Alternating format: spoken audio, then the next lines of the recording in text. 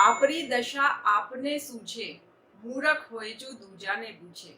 हमारे बुजुर्ग लोग राजस्थानी में ये कहावत कह के गए हैं कि हमारी दशा हमसे बेहतर कोई और नहीं जान सकता, और वो व्यक्ति मूर्ख होता है जो किसी और से परामर्श लेने के लिए जाता है अपने मामलों में। तो दोस्तों, आप समझ ही गए होंगे आज मैं किस विषय के बारे में बात करने वाली हूँ। भाग्य बड़ा या कर्म। हमारे बुजुर्गों ने कुछ गलत तो नहीं कहा। मत देखो हाथ की रेखा, पलटो मत पतरा पोथी, मीन मेघ कुछ कर न सकेगी, ये सारी बातें थोथी। धरे हाथ पर हाथ न बैठो, बढ़े चलो कुछ काम करो, तुम सब कुछ कर सकते हो, मत ईश्वर को बदनाम करो। जो व्यक्ति कर्म ना करके भाग्य को दोष देते हैं, ईश्वर को बदनाम करते हैं, वो मानो स्वयं पर संदेह करते हैं। लेकिन दोस्तों, वर्तमान में समस्याएं इतनी हैं कि समाधान के लिए ज्योतिषियों के पास जाना एक आम बात हो गई है। सच्चे व्यक्ति कम मिलते हैं, ठग ज्यादा बैठे हैं। तो क्या हमें मानना चाहिए या नहीं? आज का विषय तो अभी इतना ही है। अब अभी मैंने कर्म योग की प्रधानता बताई, लेकिन कुछ लोग हैं जो भाग्य में विश्वास करते हैं। जीवन का उन्होंने प्रत्यक्ष अनुभव लिया है कि भाग्य भी बलवान है, उसकी अनदेखी नहीं की जा सकती। तो चलिए आज एक बहुत जोरदार वाली कहानी सुनाती हूँ आपको। आशा है आपको पसंद आएगी। एक बार एक युवक था और उसे बिल्कुल भी विश्वास नहीं था कि ज्योतिष नाम की कोई बात होती है, कोई गणना होती है, इस तरह से कोई भविष्य भी बता सकता है।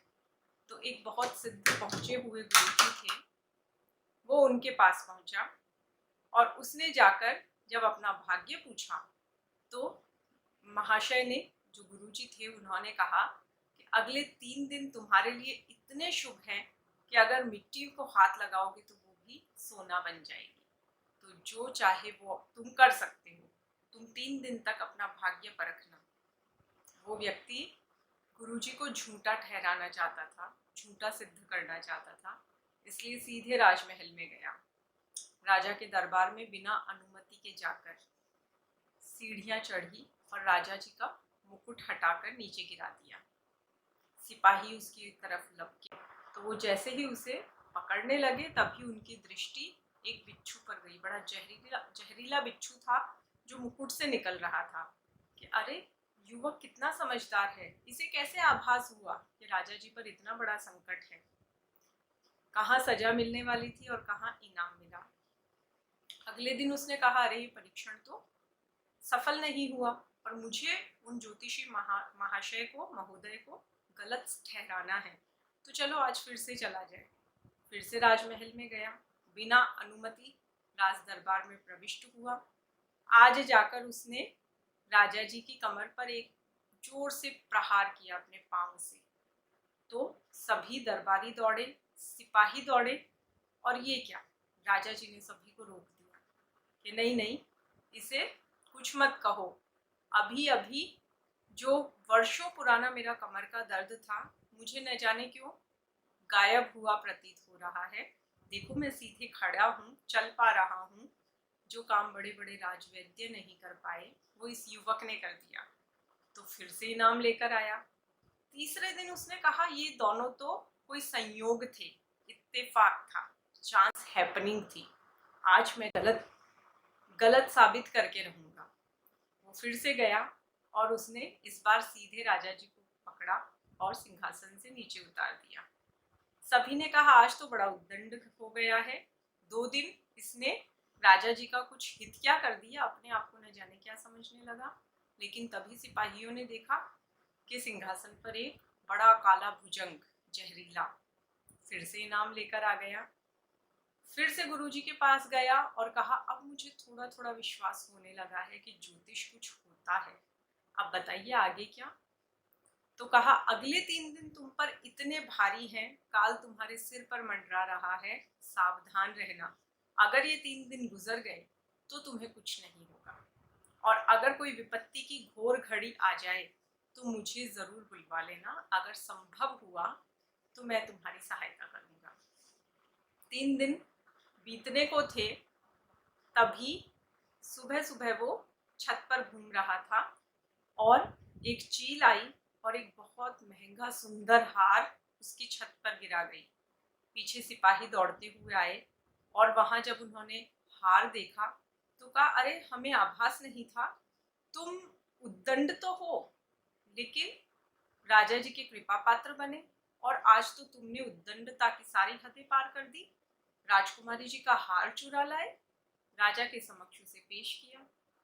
वक्त की बात है, जिसे अभी तक 3 दिनों तक महंगे इनाम दिए गए, आज उसे मृत्युदंड सुना दिया गया। तभी अचानक उसे गुरुजी का स्मरण आया। उसने कहा, मेरे गुरुजी को बुलवा दीजिए, उनके दर्शन करके ही मैं मृत्यु लोक में जाना चाहूंगा। राजा ने गुरुजी को बुलवा दिया। गुरुजी ने उसके कान में कहा, देखो ये आने वाले 30 मिनट तुम्हारे लिए बहुत भारी है, ये समय कैसे भी गुजार दो तो तुम्हारा जीवन बच जाएगा। युवक ने शौचालय जाने का बहाना किया और वहां जाकर बैठ गया। बड़ी देर तक नहीं आया। इधर जब राजा के सिपाही उसे पकड़ के ला रहे थे तो वो साथ में हार लाना भूल गए। पता नहीं किसी पक्षी को या किसी मनुष्य को, बच्चे को क्या सूझी कि घूमते हुए वो हार फिर से राजकुमारी के अंतःपुर के छत पर ला गिराया। जब दासी ऊपर टहल रही थी तो उसे वो हार मिला। उसने आकर कहा, राजकुमारी जी, इस हार की चोरी के लिए तो उस युवक को मृत्युदंड दिया जा रहा है, और जब हार आपके ही महल में है तो मृत्युदंड क्यों दिया जा रहा है? राजकुमारी ने आकर राजा जी को हार दिखाया और उस युवक को छोड़ देने की प्रार्थना की। राजा ने न सिर्फ उसे छोड़ दिया बल्कि राजकुमारी के साथ उसका विवाह कर दिया और युवक का जीवन बहुत ही सुखपूर्ण हो गया। तो इसका ये अर्थ है कि काल की प्रधानता है। कभी कभी हमारे कर्म किस समय श्रेष्ठ साबित हो, ये काल पर निर्भर करता है। काल यानी समय।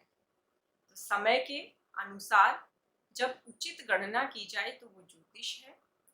व्यक्तिशय मेरा जो भी मत हो, आप लोग मुझसे सहमत है या नहीं, क्योंकि आपको लगेगा मैंने तो दोनों तरह की बातें कही है।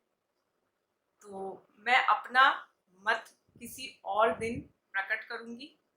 फिलहाल मैं इतना कहना चाहूंगी कि डेली खुराक पर आने वाले वीडियोस में आपको कुछ प्रसिद्ध ज्योतिषियों के इंटरव्यू देखने को मिलेंगे, और अगर इससे संबंधित आपके जो भी सवाल हो, प्रश्न हो, आप अवश्य कमेंट बॉक्स में लिखिए। आपको उत्तर दिया जाएगा और समाधान भी किया जाएगा। धन्यवाद।